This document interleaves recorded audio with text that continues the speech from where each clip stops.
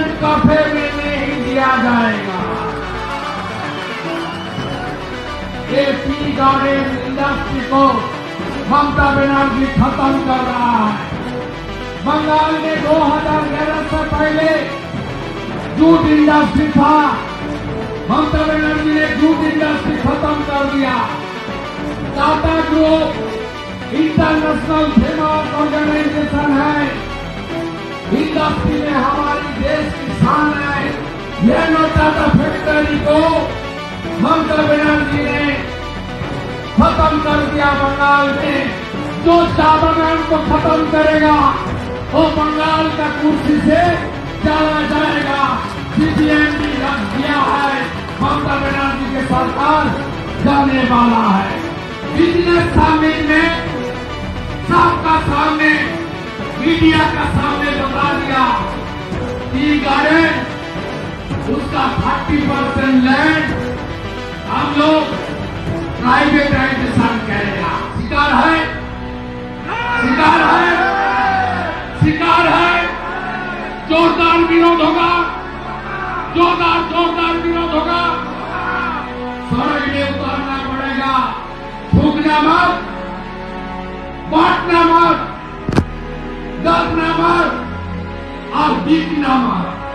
हम लोग जीतेगा और ममता बनर्जी का भ्रष्टाचारी सरकार, परिवारवादी सरकार, तुष्टिकरण की सरकार, इसको उखाड़ फेंकने का काम हम लोग ही करेगा। जय जय श्री राम, जय जय श्री राम। भगवान बिरसा मुंडा जीतता, भगवान बिरसा मुंडा जीतता।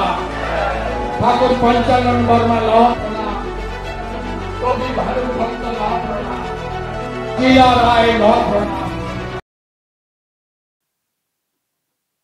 যা লোকজন হয়েছে, মুখ্যমন্ত্রী ওখানে গেলে এত সব লোকজন হয় দর্শক। উত্তরবঙ্গের কালচিনিতে উনি গিয়েছিলেন, সেখানে চা বাগানের যারা শ্রমিক, চা বাগান শ্রমিক, তারা মানে তাদের সঙ্গে মিট করেছেন, তাদেরকে নিয়ে একটা সভা বা যেটা আর কি দেখলেন এটা হয়েছে। বিরাট ভিড় হয়েছে, বিরাট ভিড় হয়েছে, উচ্ছ্বাস বিরাট ওনাকে কেন্দ্র করে। ওখানকার যে সব রীতি আছে সেসব মেনে ওনাকে সম্মান দেওয়া, বিরাট ব্যাপার।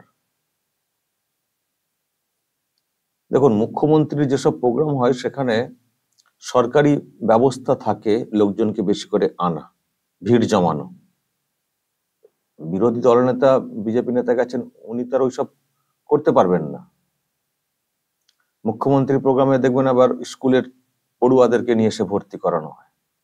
এগুলো সব তো স্বতঃস্ফূর্ত, সব এসছেন, চা বাগানের যারা শ্রমিক তারা সব এসছেন। ভিড়টা দেখুন দর্শক কেমন হয়েছে, এটাই তো পরিষ্কার বলে দিচ্ছে যে কি ওখানকার অবস্থা। আর ঠিকঠাক ভোট হলে মানে ভোট কত পাবে ওখানে তৃণমূল কংগ্রেস, এতে পরিষ্কার হয়ে যাচ্ছে। নতুন করে যে উনি যে আজকে গিয়েছিলেন ওখানে, যে নতুন করে যে সারা যে ছবি সামনে এসছে, সামনে ভোট রয়েছে, এটা তো মারাত্মক ইঙ্গিত। এবার বুঝতে পারছেন যে কেন শুভেন্দু অধিকারীকে জব্দ করার জন্য এই তৃণমূল কংগ্রেস উঠে পড়ে নেমেছে, বুঝতে পারছেন? প্রিয় দর্শক, আমি শফিকুল ইসলাম এবং আপনারা দেখছেন আরামবাগ টিভি প্লাস। বছর ঘুরলেই বিধানসভার ভোট রয়েছে। উত্তরবঙ্গ বিজেপির শক্ত ঘাঁটি, কিন্তু সেখানেও নতুন করে থাবা বসানোর চেষ্টা করছে তৃণমূল কংগ্রেস, নানান সব কথা বলে, নানান সব মানে প্রলোভন বা প্রতিশ্রুতি সব দিয়ে, নানান সব ঘোষণা করে। দেখছেন আপনারা, শুভেন্দু অধিকারী ওখানে গেছেন, গিয়ে সব হাটে হাড়ি ভেঙে দিচ্ছেন যে সরকার কি চাইছে, অ্যাকচুয়ালি এখানকার জমিগুলোকে কিভাবে অন্য কাজে ব্যবহার করতে চাইছে সরকার, বিজ্ঞপ্তি করবে বা ইত্যাদি। এসব তো মানে মানা চলবে না, শোনা চলবে না, জাগানোর চেষ্টা করছেন।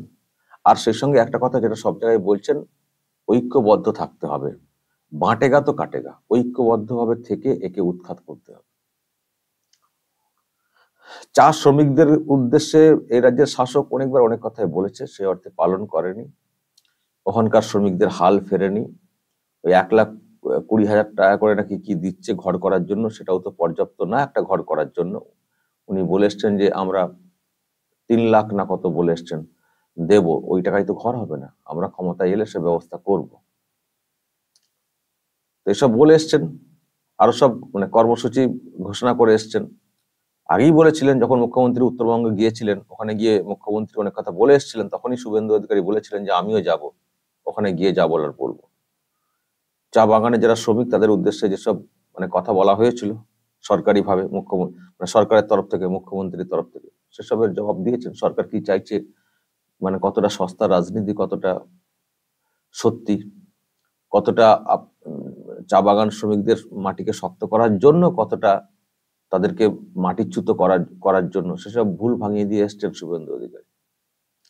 তো সেটা তো হচ্ছে মানে তথ্যগত ব্যাপার, চর্চাগত। কিন্তু আমি তো অন্য জিনিস দেখি, যখন যান আমি দেখি যে মানুষের সাড়া কেমন, সেগুলো দেখি বা পড়া, মানে সেগুলো মানে পড়ার চেষ্টা করি যে পালস কিরকম, শুভেন্দু অধিকারীকে কেন্দ্র করে কতটা উচ্ছ্বাস, বিজেপির প্রতি কতটা উচ্ছ্বাস, এগুলো বোঝার চেষ্টা করি। তো এই যে ভিডিও ছবি সামনে এসছে, দর্শক আপনারাই বলুন যে কি দেখছেন, কি বুঝছেন, কি বার্তা পাচ্ছেন এখান থেকে, কি বার্তা পাচ্ছেন?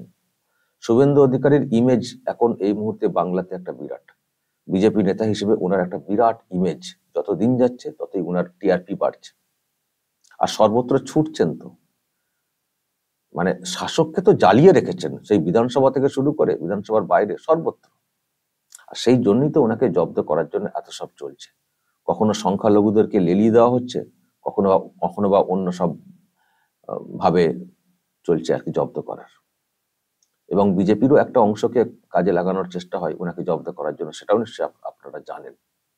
তো বিজেপির যারা উপরে নেতৃত্ব রয়েছেন তাদেরকেও ঠিকঠাক ভাবে এগোতে হবে, চলতে হবে, ঠিকঠাক লোকগুলোকে রাখতে হবে, বাকিদেরকে ছেটে ফেলতে হবে, যদি রেজাল্ট আনতে চাইতো, যদি ক্ষমতায় আসতে চাইতো।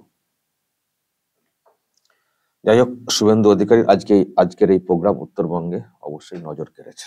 দর্শক, যদি এই নিয়ে আপনাদের কিছু বলার থাকে অবশ্যই বলবেন, কমেন্ট বক্সে নজর রাখবেন আরামবাগ টিভি প্লাস।